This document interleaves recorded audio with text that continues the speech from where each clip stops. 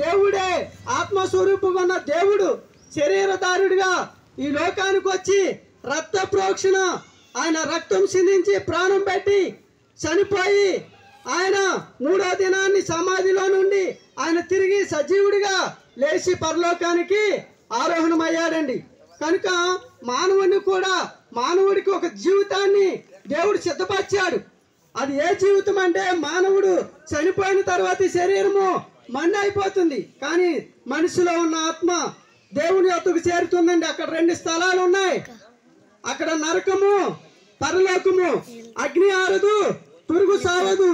అంటే మన ఆత్మ ఈ లోకంలో ఉండగా యేసుక్రీస్తు రక్తంలో పాప క్షమాపణ పొందకపోతే మన ఆత్మ నిత్య నరకానికి వెళ్ళిపోతుందండి.